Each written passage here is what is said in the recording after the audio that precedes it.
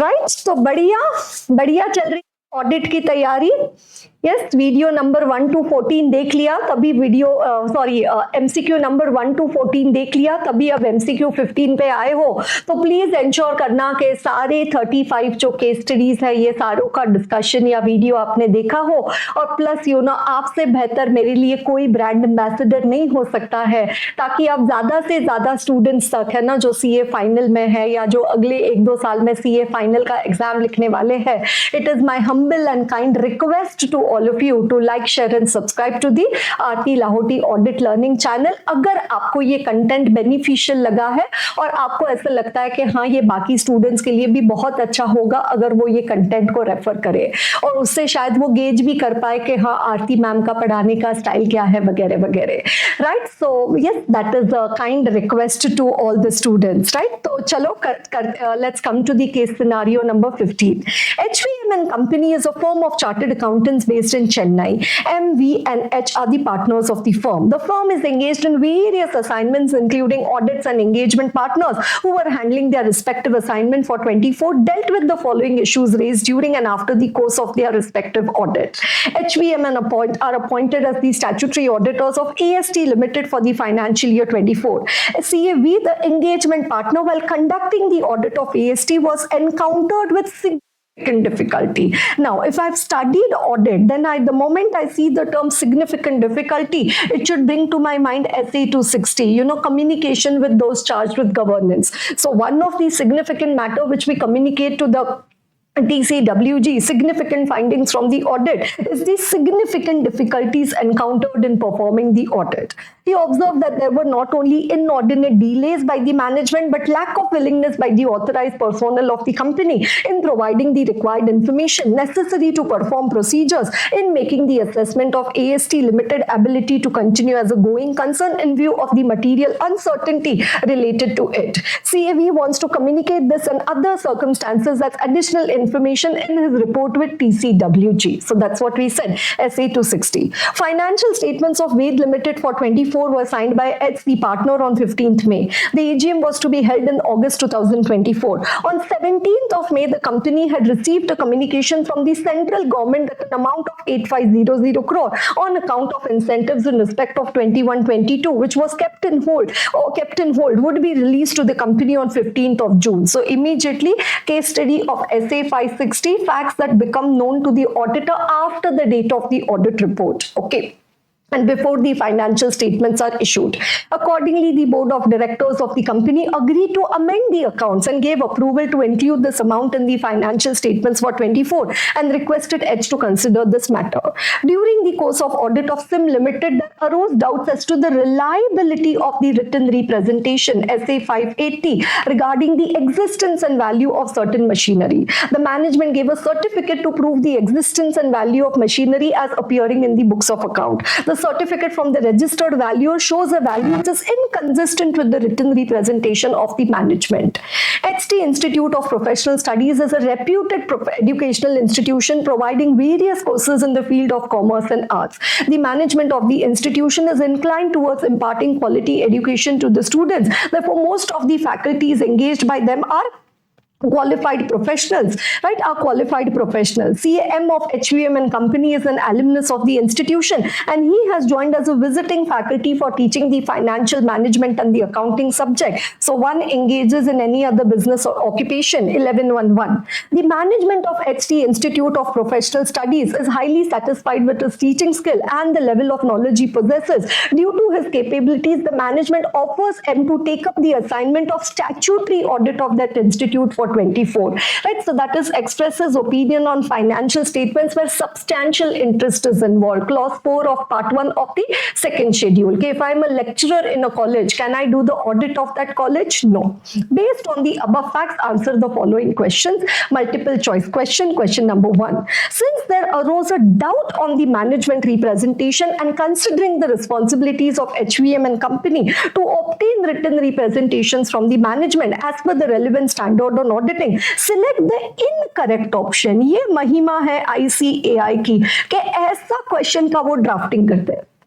Yes, and this was the exact same question which they had asked in November 24 also. If you see it in the suggested, you will find this question. Okay, so select the incorrect option from the following. Means 3 options are correct, 1 is incorrect. Okay, although written representations provide the necessary audit evidence, they do not provide the sufficient appropriate evidence on their own about any of the matters with which they deal. We always say this, that written representations is not a substitute for the normal audit procedure. That means they provide you with the nigh, but they don't provide you with the sigh. Okay, the fact that management has provided the reliable written representation affects the nature or extent of the other evidence that the auditor obtains about the fulfillment of management's responsibility or about the other specific assertion. The fact that management has provided the written representation affects the nature of the evidence and that the auditor obtains about management's responsibility or about other assertion. It does not affect. And it does not affect. So that is what they have done, a drafting error in this particular sentence. Even though if management has given me representation, it does not affect the nature or extent of the other evidence which I want to obtain about management's responsibility or about the assertion. In case of identified inconsistencies between one or more representations and the evidence obtained from another source, auditor needs to consider whether his risk assessment remains appropriate. If not, whether to revise the risk assessment and also determine the nature, timing and extent of the further audit procedures to respond to the assessed risk. Right? So inconsistency identified, then you need to check whether your risk assessment is it appropriate, do you need to revise it and accordingly respond to the assessed risk. Right? So this is again a correct statement. Auditor may have identified significant issues related to the competence, integrity, ethical values, diligence of the management or about its commitment, enforcement of these, but still concluded that written representations are nevertheless reliable. So auditor had concerns regarding the integrity, but still concluded that written representations are reliable. In such a case, this significant matter is to be documented in accordance with 230. So you had concerns regarding the integrity, still you considered that written representations are reliable. This is a significant matter which you documented in accordance with SA 230. Right? So statement number 1, A, correct. C, D, correct. But statement number B, they've made a drafting error over there. Okay. And if you original text of the SA 580, like the bare standard over there, you'll see this particular wordings over there.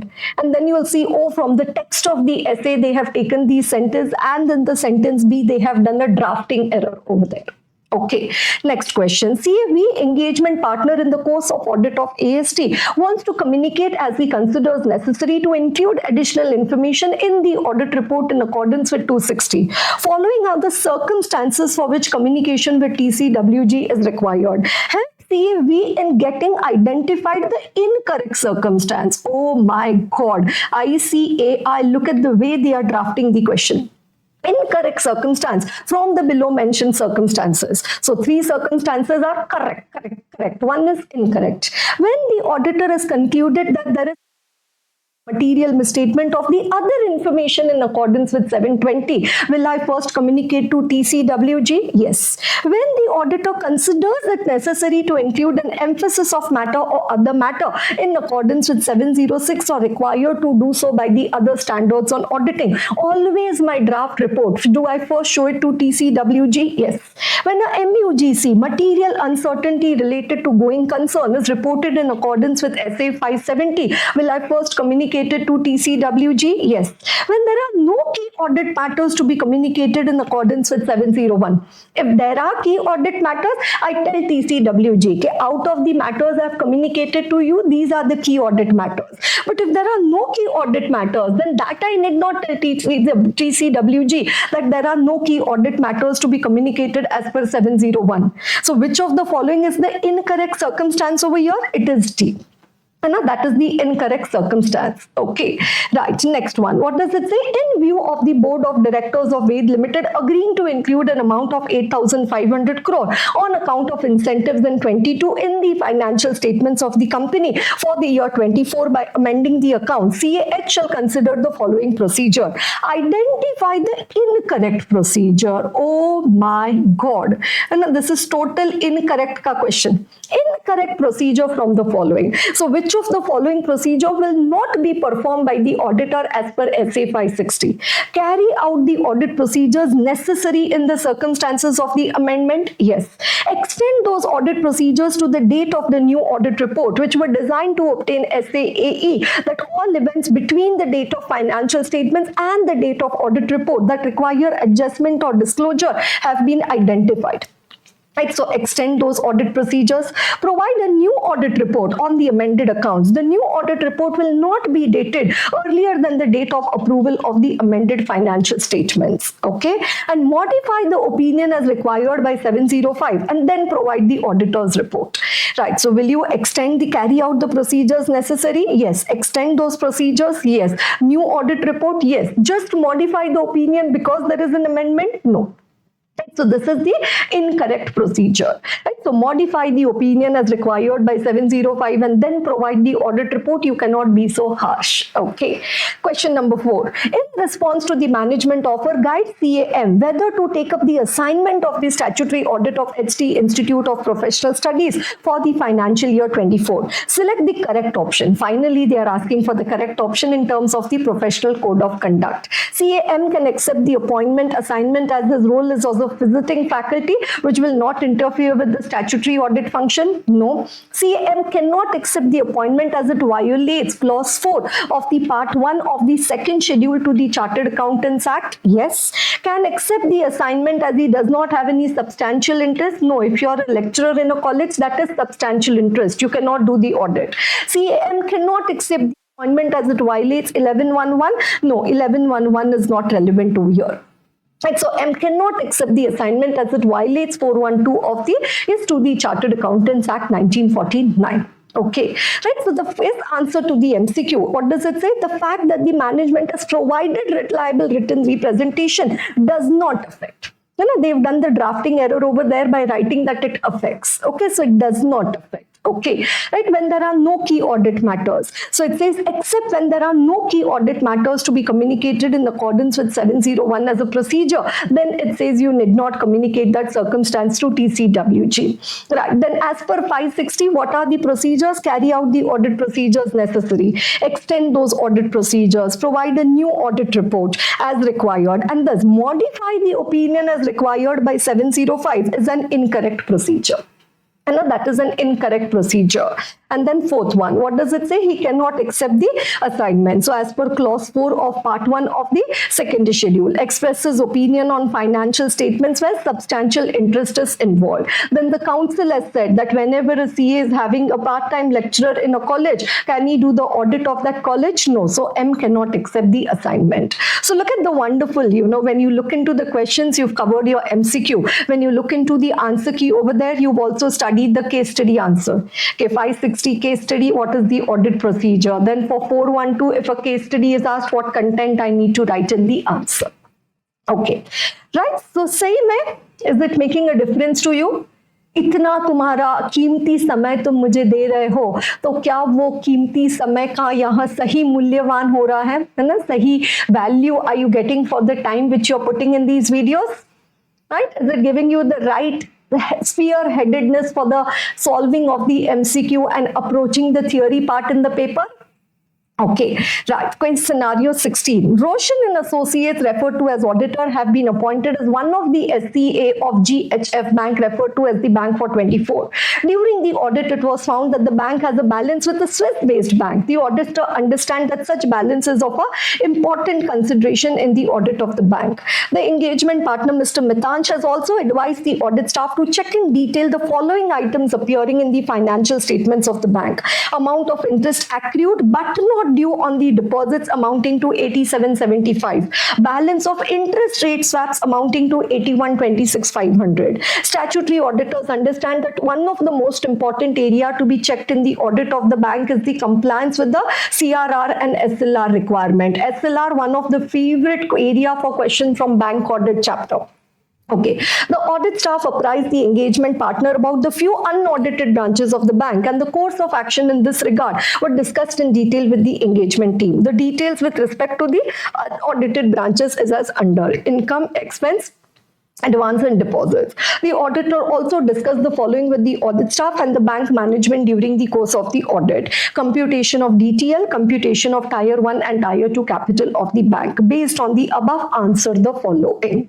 The balance of GHF bank with the Swiss-based bank should be converted into Indian currency at the following rate. Exchange rate prevailing on the balance sheet date, the average of the opening and closing exchange rate during the year, the exchange rate prescribed by RBI, and the exchange rate applicable on the respective date of the transaction in the account. So respective date of transaction, no. Average, no. Rate prescribed by RBI, no. It is the exchange rate prevailing on the balance sheet date. The conversion has to be done.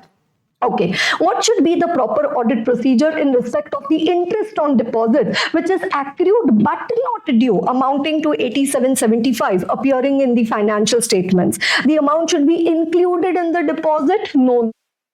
It is interest accrued but not due, so it should not be included. It should be shown under the head other liabilities and provision. Yes, it should be included under the head other liabilities and provision. So both B and C. Now, the amount of interest rate swaps amounting to 8126,500 should appear as dash in the financial statements of the bank. Contingent liability, other liability, current liability, deposits. So obviously interest rate swaps, right? The conversion of the currency. So it can't come under deposits. Now interest rate swaps. So at a later point of time, at what rate the conversion, the swapping happens, accordingly the amount may have to be paid. So may have to be paid. That means it's not your other liability or current liability. That means it is your contingent liability, right? So remember that interest rate swaps is a contingent liability. Okay, and which of the following is the correct statement relating to the requirement laid down by the RBI for Roshan and Associates while verifying the compliance with the SLR requirement?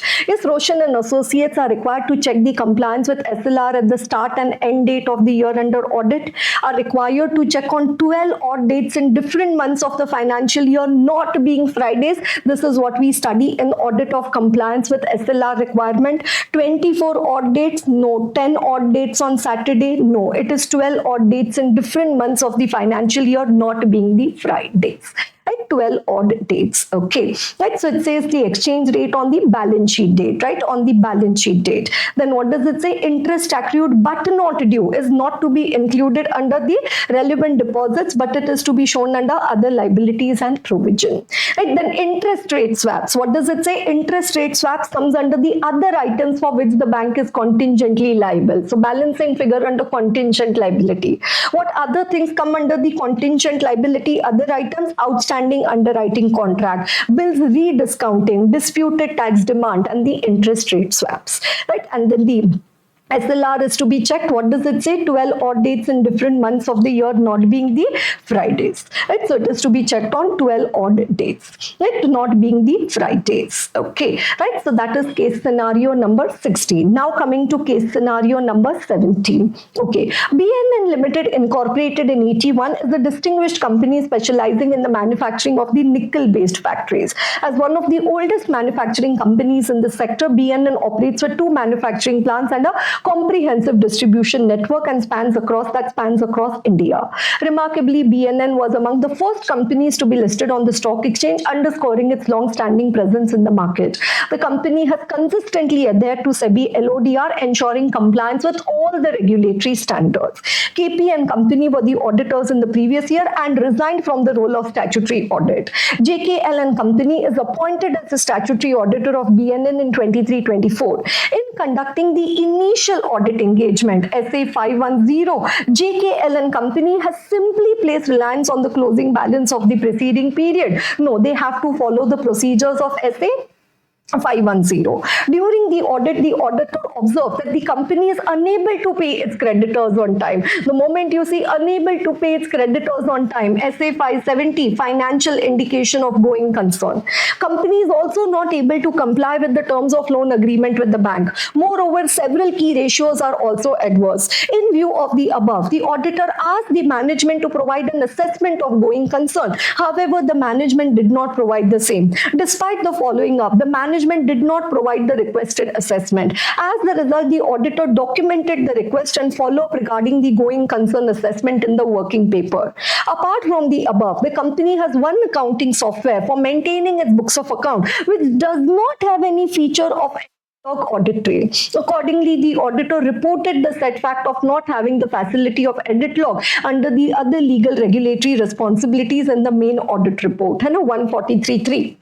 Okay, apart from the above facts, the several important financial information of BNN Limited during the year under audit are tabulated as below. Paid up capital, rupees in crore, deficit balance in P&L, turnover, inventory, cash loss, operating loss. And out of the total inventory as above, 12.35 crore are lying with the third party. Based on the above facts, answer the following question. So, inventory lying with third party, SA 501, existence and condition of inventory. And there again we have the existence and condition of inventory lying with the third party. Okay.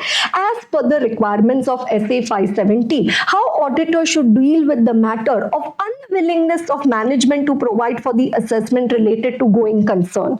Right. So auditor should report such matter in the key audit matter.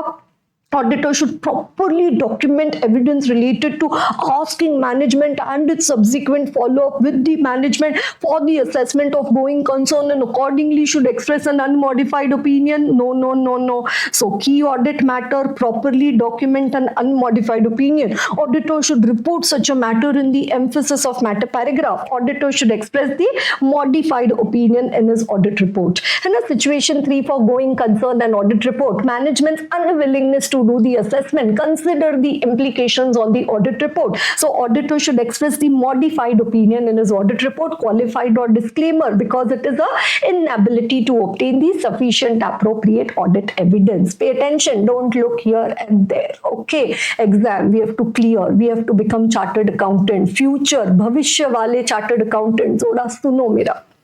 Okay, as for 501, what is the correct audit procedure to be followed regarding the existence and condition of inventory, wherein an inventory valued at 12.35 crore is lying with the third party? The auditor should rely on the management explanation regarding the inventory lying with the third party. The auditor should request confirmation from the third party as to the quantity and condition of inventory held with them, or perform inspection or other audit procedures as appropriate. जो बच्चा SA 501 पढ़ा है उसको ये तुरंत click हो जाएगा, है ना, कि confirmation or inspection or other audit procedures as appropriate. Auditor should verify the inventory lying with the company. It says let go the inventory with the third party. Auditor should take written representation only from the management regarding the inventory lying with the third party. नहीं चलेगा. Okay, so auditor should request confirmation from the third party. State the amount to be reported by auditor of BNN under clause 17 of the CARO on account of losses. There's a clause 17, whether the company has incurred cash losses in the financial year and in the preceding financial year. If yes, then indicate the amount of the cash losses. Right? So what is the amount of the cash loss over here? 2.95 crore before covering the non-cash expenditure. So what is the amount? 2.95 crore. Okay. And according to 510, which of the following audit procedure can be implemented by JKL to obtain SAAE on the opening balances about whether it contains any material misstatement that could affect the financial statements of the current period? So audit procedures of SA 510. Closing balances of the preceding period, have they been correctly brought forward to the current period? तो बोले ma'am एकदम audit का class करने वाला feel आ गया, उसमें हमें याद है आपने पढ़ाया था closing balances of the preceding period, have they been correctly brought forward to the current period? Audit procedures to obtain evidence regarding the opening balances. Determine whether opening balances reflect the application of the appropriate accounting policy. मुझे तो सब कुछ ठीक ही लग रहा है. So only 1, only 3, only 1 and 3 and 1, 2, 3. Why they don't like to? It says perform specific audit procedures to obtain evidence regarding the opening balances. Even that is a valid point, right? So the correct option over there is D. Right. So what does it say? Auditor should express the modified opinion. So management's unwillingness to give information, limitation on scope, qualified or disclaimer of the opinion. Right. Then auditor should request the confirmation from the third party, right? So request confirmation or inspection of the other audit procedure. And then clause 17, whether company company has incurred cash losses in the financial year and in the immediately preceding financial year. And as per 510, auditor shall obtain SAAE about the opening balances, whether they contain any misstatement that materially affect the current period financial statements. Wonderful. Coming to case scenario 18. EFG Limited, incorporated in 85, has distinguished itself as one of the most rapidly growing NBFC, having principal business of granting loan. Its head office is situated in Pune, a city renowned for its dynamic financial and industrial sectors. Right, I'm Pune born and brought up, but right now I'm based in Delhi. Okay. Remarkably, EFG Limited holds the notable achievement of being among the first NBFCs to be listed on the stock exchange, which underscores its long-standing and influential presence in the financial market. Over the years, the company has demonstrated an unwavering commitment to regulatory compliance by consistently adhering to SEBI LODR. This steadfast adherence ensures that all its operations align with the rigorous standards by the regulatory authority, thereby reinforcing its credibility and trustworthiness among the investors and stakeholders. Tell me, जितने लोग आप जब audit पढ़ते हो उसमें इतना जान डाल के पढ़ते हो, कैसे ऐसे पढ़ते हो, एकदम ऐसे मजे लेके पढ़ना है सब्जेक्ट को, एकदम से मजा आना चाहिए. ओके, मजा आएगा तभी तो मार्क्स आएगा. Okay. SDS and company thoroughly obtained the knowledge and background of the company, including an understanding of the legal regulatory requirements applicable to the company. During the audit of the financial statements, auditor observed that the company has violated one of the prudential guidelines of RBI as applicable to the company relating to acceptance of public deposit. Since the company was non-deposit taking, and in one case during the year under consideration, company has accepted the public deposit. In this regard, the management has also provided a detailed note in financial statements and subsequently also repaid the said deposit in the next year. Considering the said note, the auditor feels that the matter is important and requires the attention of the users of the financial statement. Auditor of EFG sent confirmation request to 14 debtor to whom loan has been granted to confirm the balance as per 505. The said requests were designed in such a way that debtors will directly respond to the auditor only when they disagree with the same. Based on the above facts, answer the following. Considering the nature of the business, which reporting clause of CARO would be applicable from below. Right, so now CARO clause 16, whether the company has conducted the non-banking financial or the housing finance activity without obtaining a certificate of registration from the RBI. In respect of loans and advances in the nature of loans, whether the schedule of repayment of principal and payment of interest has it been stipulated, and whether the repayment or receipts are regular. Right, so this is coming from clause 16B of the CARO. Right? This is coming from the clause 3C of the CARO, whether the company is required to be registered under section 45IA, so that is 16A of the CARO, and whether the registration has been obtained, and whether the company has granted any LIGS, right, loans for guarantee security to any other entity during the year. Right, so now what does it say? Whether the company is required to be registered. Right, so point 3, do I always want it in my option? Yes, so wherever 3 is there, that I like. Right, so anyway, C and D, you are out. Because 3 to compulsory hai, whether the company is required to be registered under section 45 IA of the RBI Act. Okay. Now, wherever combination 3 is there 4 is not there. So anyways, 4 I'd eliminate you. Right. So now 1 or 1 and 2. Right. So 1, what does it say? Whether the company has conducted NBF HFA without obtaining a valid certificate of registration. So anyways, that is always there. So now only 2. In respect of loans and advances in the nature of loan, what is given in the beginning of the question? That the company has given the loans. Right, being one of the companies and accepted, yes, have principal business of granting the loans. And a principal business of granting the loan. So whether 2 is also applicable? Yes, 2 is also applicable. That is why only 1, 2 and 3. And only 1, 2 and 3. Right, so we are studying different techniques of how to approach the MCQs in the exam. Okay. The auditor's responsibility when the audit of EFG for the previous year has not been conducted by the current auditor, that is SDS and company. Auditor needs to report such matter in the other matter paragraph in the main audit report. Auditor needs to report such a matter in the emphasis of matter paragraph. No. Auditor shall be responsible for obtaining sufficient appropriate evidence that the opening balances do not contain any material misstatement. Yes, that auditor one, you need to put it under other matter paragraph, and in spite of that you have to obtain the sufficient appropriate audit evidence, right? So 1 and 3, right? So 1 and 3, where is that combination A? Or wherever 2 is there, okay, emphasis of matter paragraph, we don't want that option. Right, so it is A. Then in the given case, what is the reporting requirement in relation to 250? Consideration of laws and regulations on the part of the auditor with reference to violating the guidelines by the company relating to the acceptance of the public deposit. Auditor is required to report such matter in the main audit report along with other matter paragraph section. Auditor is required to report such matters in the main audit report under emphasis of matter paragraph section only. Apart from the report under emphasis of matter, auditor is also required to report to RBI. Apart from reporting under other matter, auditor has to report to RBI. Right? So anyways, wherever other matter is there, that is out. Now whether it is emphasis of matter only or emphasis with RBI. Right? So whenever there is any observation, any non-compliance, unfavorable qualified, auditor has to give an exception report to the RBI. So it says emphasis of matter paragraph and also report to the RBI.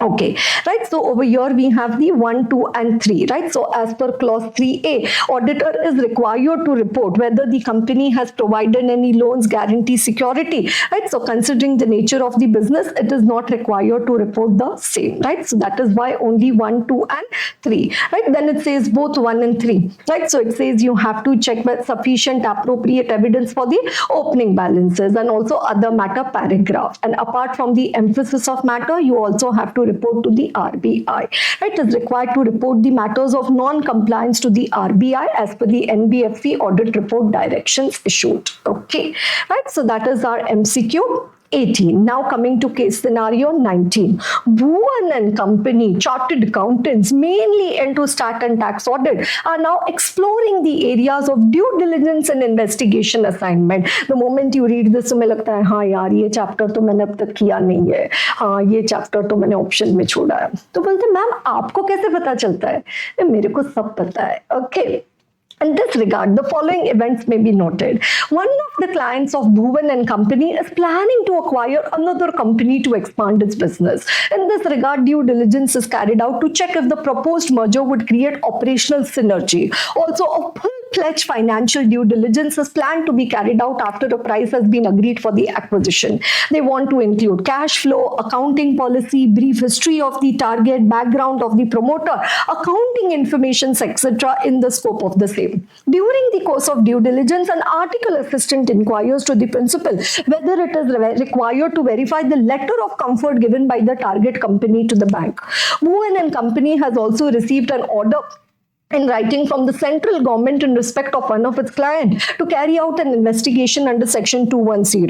With respect to this investigation, Bhuvan and Company is contemplating on getting the assistance of an expert. So investigation also, can they take the help of an expert? Yes, with respect to certain matters.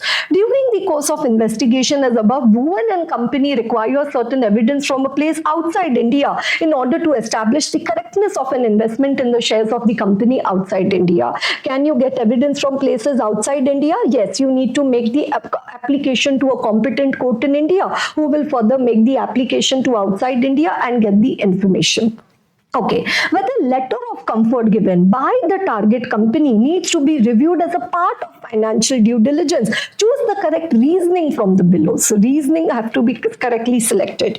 Yes, the objective of due diligence exercise is to look into whether there are any hidden liabilities or any overvalued assets. Super favorite theory question from the due diligence chapter. Hidden liabilities and overvalued assets. And since the letter of comfort given to banks is a hidden liability, it should be reviewed.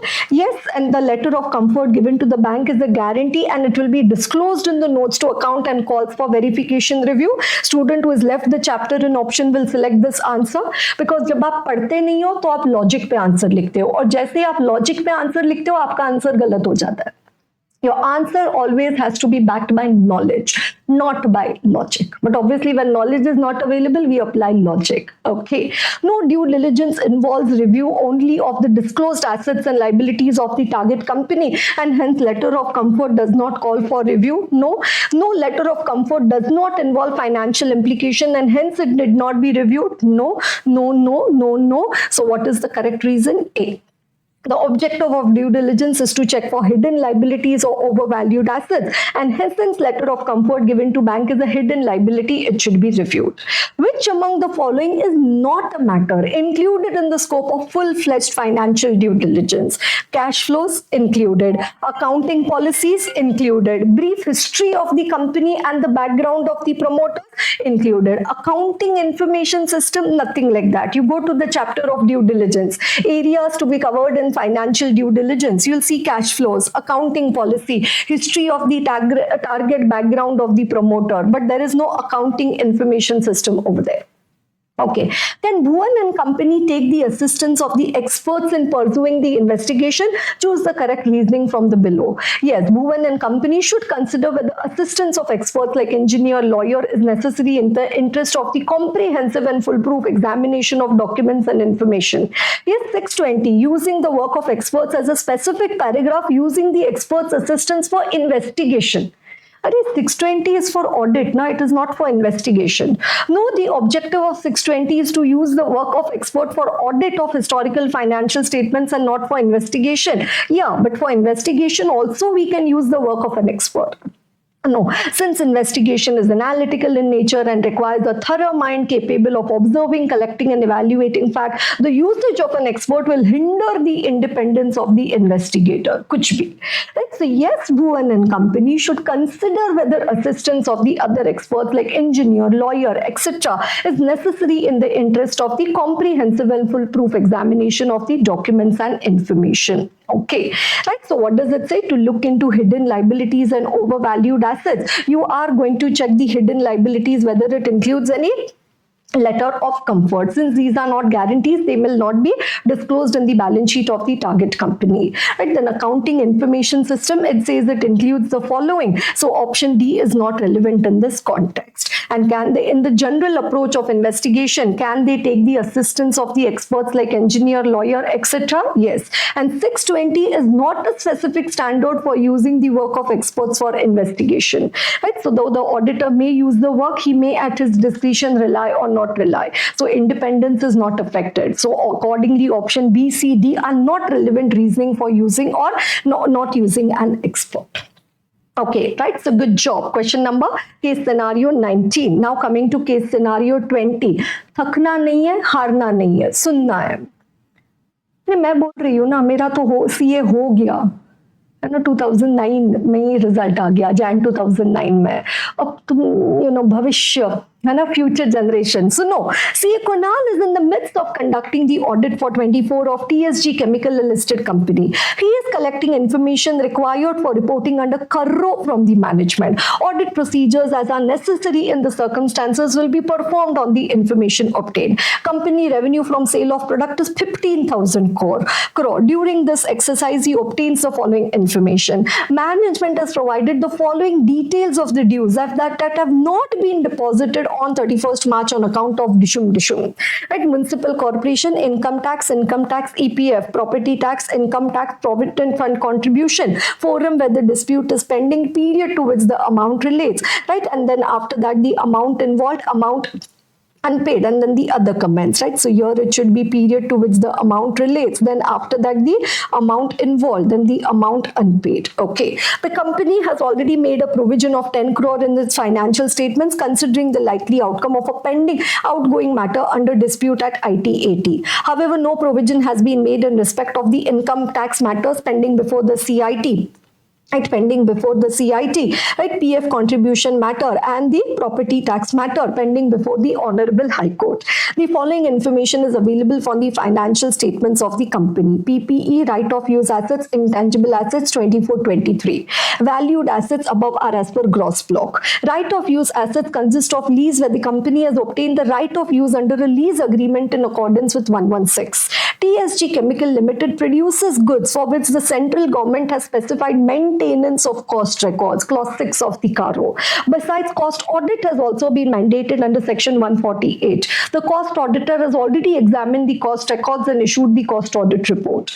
Yes, so clause 6 requires you to comment on cost records, not on cost audit. Okay. During the audit, CA Kunal had found that physical verification of inventory has been conducted during the year by the management, right? So this is clause 6 of the CARO, right? Then this is clause 2 of the CARO, inventory physical verification, right? Then this was regarding the disputed, undisputed statutory dues. So clause 7 of the CARO. Okay. Right. Then this is property, plant, equipment, right of use assets, intangible assets or revaluation or so. Right. Then during the audit, CA Kunal found that physical verification of inventories has been conducted. The following is a summary of the inventory as per physical verification conducted by the management vis-a-vis the books of account. Raw material, work in progress, finished goods, spares, stores and spares as per physical verification as per books of account. During the course of audit, he was informed that management has 2 supervisory employees which have been dismissed from service due to fraud of 47 lakh committed by them during the year 23-24. Right, so that is clause 11 of the CARO. The amount has also been subsequently recovered from them during the year itself. Okay, right. And now if I look at this property, plant, equipment, this reminds me of the clause 1 of the CARO. Okay, right. So now based on the above facts, answer the following. Identify the correct statement relating to the reporting duties of the auditor uncle of under clause 3(1) of the CARO 2020 with regard to.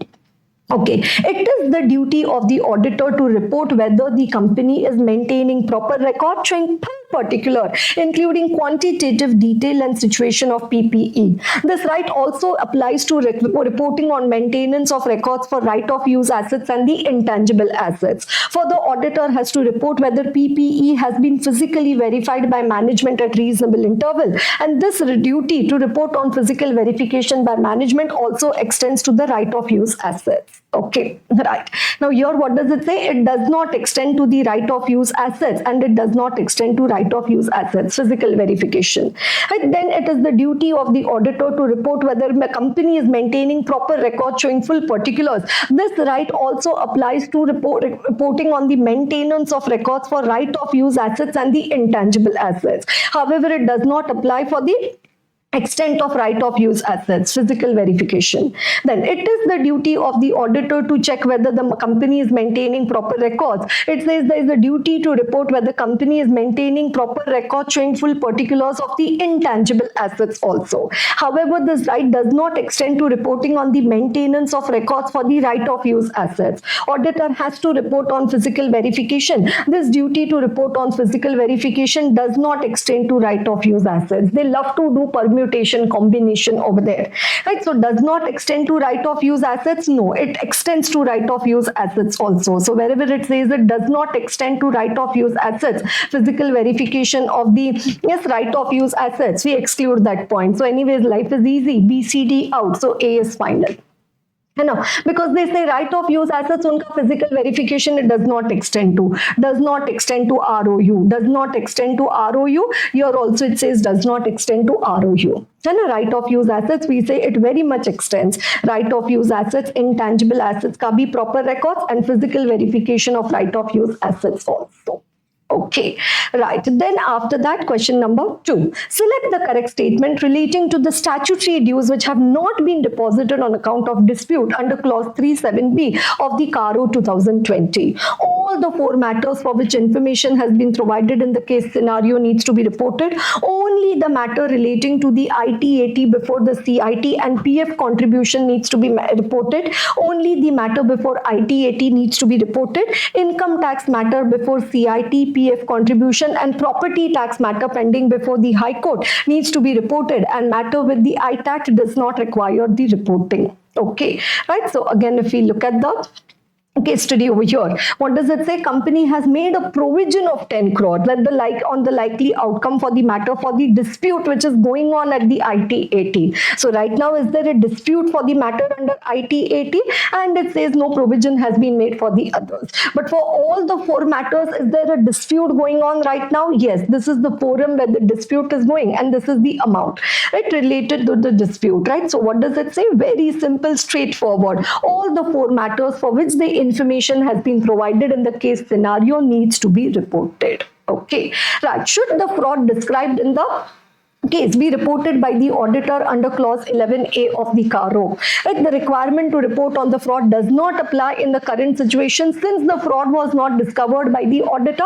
No, any fraud noticed or reported during the year. So even if noticed or reported, both have to be reported. There is no duty to report since the amount is less than 1 crore. This applies for 143.12. It does not apply for clause 11. Clause 11, we have to apply the materiality as per 320. It is a fraud on the company and the auditor should report the nature of fraud and the amount involved. The duty to report the fraud under this clause is irrespective of the amount involved. And the requirement to report the fraud does not apply in the current case since the amount has been fully recovered during the year from the employees who committed the fraud. So what? Fraud to fraud है ना boss, हम report ही करेंगे. So it is a fraud on the company and auditor should report the nature of fraud and the amount involved. The duty to report the fraud under this clause is irrespective of the amount involved. As regards the cost records is concerned, which of the following statement is correct with regard to the clause 6 of the CARO? Auditor is not required to report on maintenance of cost accounts and cost records since cost auditor has already issued the report. Auditor does not have any duty to report out. Auditor is required to examine the cost audit report. No. Cost records. Auditor has a duty to report on the cost accounts, cost statements only. This clause does not require the auditor to comment on maintenance of cost record. The auditor is required to report whether the prescribed cost account and cost records have been made and maintained. You remember the story of CARO? Please inform landlord, landlady. So property, plant, equipment, intangible assets, inventory, working capital, LIGS, about your deposits, records, dues, arrears, deposits, records, dues, undisclosed income, repayment and issue proceeds. So that is clause 5 to 10. Why? Because the fraud was done by Nidhi, who was a related party, who found out internal auditor. What did she do? Entered into a non-cash transaction without registration with the RBI. Then there is bad news for the company. Company has incurred cash losses, resignation of the auditor, material uncertainty regarding the ability to meet the liabilities, and 2 points of C, CSR and CFS. Amazing. Okay. Right. Considering the value of inventories that arrived upon physical verification vis-a-vis the value reflected in the books of account, select the correct option. For instance, in the case study to be reported by the auditor under clause 32A of the CARO 2020. Okay. Right. So physical verification of inventories, has it been conducted by the management at reasonable interval, and discrepancies of 10% or more, have they been properly dealt with in the books of account? Right. So for each class of inventory, so don't have to check it in totality. You have to check it for each class of inventory whether the discrepancy is of 10% or more. Right. So for each class of inventory, we have to check whether the discrepancy is of the 10% or more, right? So we have to do the mathematical calculations over here. It says there is no instance to be reported in the given case since the total difference in the total value is less than 10%. No. To report differences in the value of WIP, finished goods, throws and spares, since the difference in each class of inventory 10% or more based on value after adjustment, the auditor should also comment on whether they have been properly dealt with in the books of account.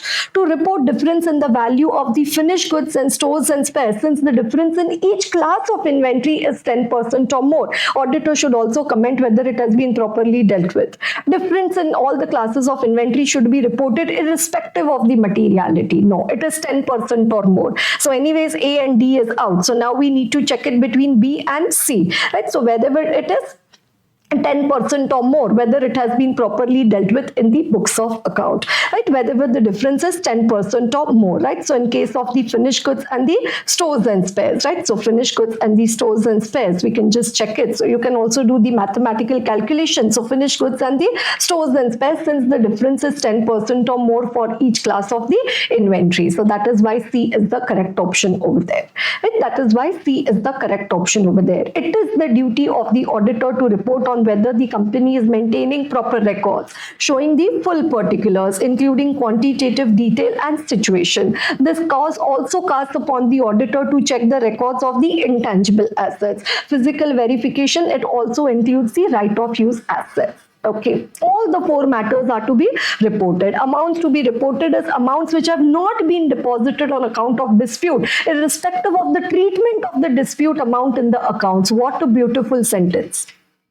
Irrespective of treatment has been given to the disputed amount in the accounts. It is quite possible that an amount is disputed and has not been deposited, but on consideration of the likely outcome of the dispute, a provision has been made in the books of account. They can very surely make a case study from this one. Such an amount will need to be reported, notwithstanding that it has been provided for. Similarly, even if it had not been provided for in the accounts, it would have to be reported as long as it is not deposited. Property tax is also in the nature of statutory dues, and disputed amount needs to be reported. Thus, all the matters reflected in the detail need to be reported. Okay, right. So whether it's any fraud by the company, on the company, noticed or reported, if yes, the nature and amount involved is to be reported. So fraud committed by employees are generally known as frauds on the company, right? Then the auditor has to report whether cost records have been made and maintained, right? Irrespective of whether cost audit has been ordered. It is an independent requirement to check whether the cost accounts and records have been made and maintained. Okay. It is not taken away due to the reason that cost audit has been conducted and report stands issued. Okay. And then after that, the finished goods, discrepancies of 10% or more for each class of the inventory on physical verification, also whether it has been properly dealt with in the books of account. Okay. Coming to case scenario 21.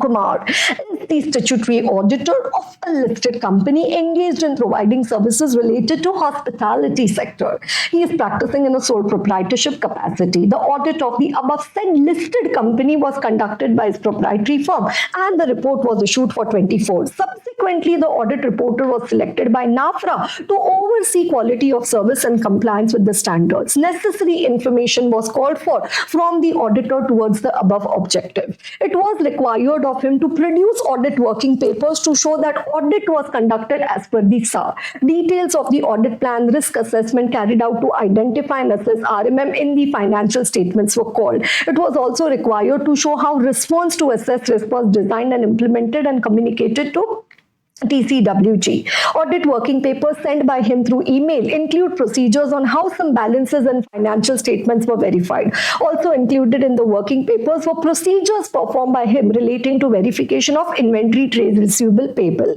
Working papers sent by him to the authority did not include details on audit plan, manner of identifying, assessing RMM. On being asked to respond, it was reasoned by him that audit was properly planned and required procedures were carried out in relation to material items on sample basis. Gaya. Okay, it has been further clarified by him to the authority that audit was carried out in accordance with standards. It was practically not feasible for a firm of small size to make a detailed audit plan. Kuch bhi. It was also put on record with the authority that he had assessed RMM to be low based upon his understanding. He has further reasoned that assessing RMM is a matter of professional judgment. Representation has also been made by him stating that communication as necessary was made orally with TCWG. Gone. It was also pointed out to him that EQCR was not carried out. Listed entity audit EQCR compulsory. He has answered that no contentious matter arose during the audit and therefore no need was felt to carry out this exercise. Attention was also drawn to the fact that financial statements of the company were required to be prepared on the basis of Ind AS. However, at some place in terms of notes to account, reference is made to accounting standards which are not applicable to the company. These errors have been attributed to data feeding entry error by junior staff. Oh my God, इनकी तो लग चुकी है. and your audit firm ki NAFRA is not going to leave them in any case. Based on the above facts, answer the following. It has been contended by the auditor that audit was properly planned. He has further stated that it was practically not possible for a firm of small size to prepare detailed audit plan. If you can do audit of listed entity, why you can't prepare detailed audit plan? Which of the following views is most appropriate in this regard? Okay, audit was in fact planned as evidenced by auditor's submission. However, there is an exemption for small firm from doing away with cumbersome documentation. Since auditor has no record of audit plan, it indicates non-compliance with 220 DSR. There is no proper direction. Audit was in fact planned as evidenced by auditor's submission. बोलने से क्या होता है? Although auditor has no record of audit plan, it does not affect compliance with 220. No relaxation, no pampering of the auditor. Auditor has no record of audit plan. It indicates non-compliance of 220. On your overall reading of the case study, which of the following statement appears to be true? That means 3 are going to be false. The firm has an effective system of quality control. Audit engagement was done in accordance with 220. Firm does not have an effective system of quality control. Audit is not performed in accordance with 220. SQC is not applicable. SQC is not applicable. It should be. Firm does not have effective system. Audit engagement not done as per 220. Auditor has reasoned the RMM has been assessed to be low based upon his understanding of the company, and it's a matter of professional judgment. Identify the most appropriate statement from below in this regard. Assessing risk of material misstatement is a matter of judgment. It cannot be demanded from him how his judgment was identified. No, it can be demanded. Although auditor has not submitted record of how RMM was arrived at, it does not affect compliance. No, it affects compliance. Since auditor has no record of how RMM was arrived at, it goes on to show non-compliance of 220. Such a query is outside the mandate of authority. Kuch bhi. And it shows non-compliance of 220. Considering auditor's point of view regarding EQCR, identify the most appropriate statement from below. EQCR is mandatory in such type of an engagement. It was not proper for auditor to bypass such review. He has violated the mandatory requirement of 220. EQCR is optional. No contentious matter. Therefore, question of not following 220 does not arise. No. EQCR is dependent upon benchmark. Kuch bhi. EQCR is mandatory. Listed entity audit EQCR compulsory. Question में clear दिया है कि it's a listed company. So EQCR is mandatory. And then after that, the last one. Considering the auditor's reply regarding errors in data entry by junior staff, in relation to the accounting standard, which of the following statement is proper? Such are example of clerical error. There is no question of non-compliance. Such are clerical errors. It does not affect the audit opinion. So no question of non-compliance. Serious lapse on the part of auditor showing non-compliance. Serious on the part of auditor, however, not related to 220. नहीं, इसने तो 220 की लगाई है, यानी लग चुकी है इसकी. Right? So such are examples of serious lapses on the part of auditor showing non-compliance with the SA 220.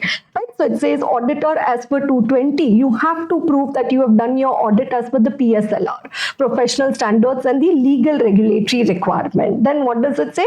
SKC 1, again PSLR. Professional standards and the legal regulatory requirement. No record of audit risk assessment. Again, there is a non-compliance with the requirement of the documentation. EQCR is mandatory for listed entities. And data entry, it's a serious lapse on the part of the auditor because there are quality control procedures have not been implemented at the engagement level. Okay, right? If you have heard the entire almost an hour lecture so far, you would have realized that yeah, really ma'am has put in some effort, if not as much as effort as much as you are putting for your study. कुछ तो मैंने मेहनत की होगी to record this particular video, to find out the time from my regular recordings and upload such content on YouTube. So you'll say, ma'am, you're saying it again. You know, I used to never say it, but now over a period of time, I have understood the requirement to say so, you know, that right, that I request you to like, share, subscribe to the Aarti Lahoti Audit Learning YouTube channel, right, so that more and more students can be benefited by this particular video. And just as you need to be motivated with your studies, I need to be motivated with putting such content, and that motivation obviously would come when I come to know that, yeah, this content is helping many of the students to pass the exam, right? So I remember when I meet some students and they say, I saw that particular lecture, I studied from your book, I watched your classes. So that's a real, feeling of happiness and satisfaction as a teacher. So study well, keep motivated, and we have few more videos or few more MCQs still remaining, 22 to 35, right? So yes, I see you in the next 2 videos. Bye-bye.